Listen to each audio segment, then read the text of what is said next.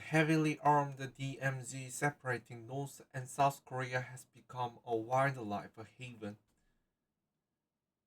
CNN.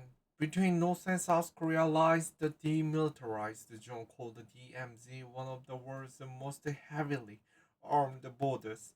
The 160-mile stretch is barred with fences and landmines and is largely empty of human activity. But that isolation has inadvertently turned the area into a haven for wildlife. Google released the Street View images of the DMZ for the first time this week, offering a rare glimpse into the flora and the fauna that inhabit this no man's land. The images are part of the project done in collaboration with several Korean institutions to mark the 70th anniversary of the Korean War armistice, which brought the hostilities to a halt in 1953 and mapped out the DMZ, though technically the war never ended as no peace treaty was ever signed. The project allows the viewers to take a virtual tour with Google's Street View function, highlighting cultural relics and heritage sites near the DMZ, such as the War Zone buildings and the defense bunkers. The endangered golden eagle lives in the DMZ and its surrounding civilian border areas. But the most surprising images are the more than 6,100 species thriving in the DMZ, ranging from the reptiles and the birds to plants. Of Korea's 267 endangered species, 38% live in DMZ, according to Google.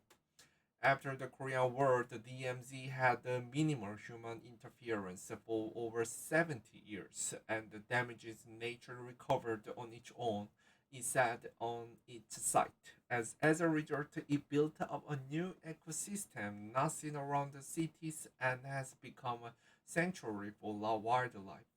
The DMZ's inhabitants include endangered mountain goat, who live in the Rocky Mountains, musk deer with long fangs who live in the old growth forest, otters who swim along the river running through the two Koreas, and the endangered golden eagles who often spend their winters in civilian border areas where residents feed the hungry hunters. The mountain goats mainly live in the rocky, mountainous areas around the DMZ. Many of the images are captured by unmanned cameras installed by South Korea's National Institute of Ecology. In 2019, these cameras photographed the young Asiatic black bear for the first time in 20 years, delighting researchers long concerned with the endangered population's decline due to poaching and habitat destruction.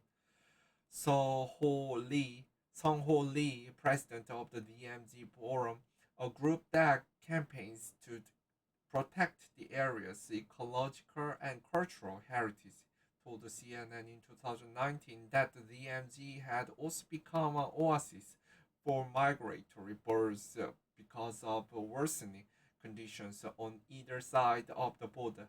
Logging and flooding had damaged North Korean land, while urban development and pollution had fragmented habitat in South Korea, he said. We call the region an accidental paradise, he said at the time. The Hantan River Gog, with water flowing from Mount Jang, Jangam-san. Google Images also show pristine, biodiverse landscape.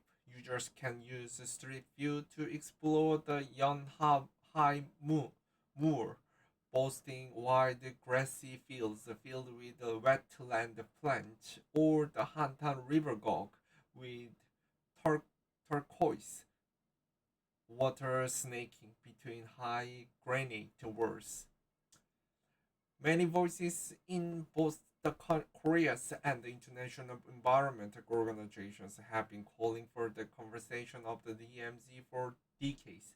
But the process isn't easy as it requires cooperation from both Seoul and Pyongyang. The Helionopsis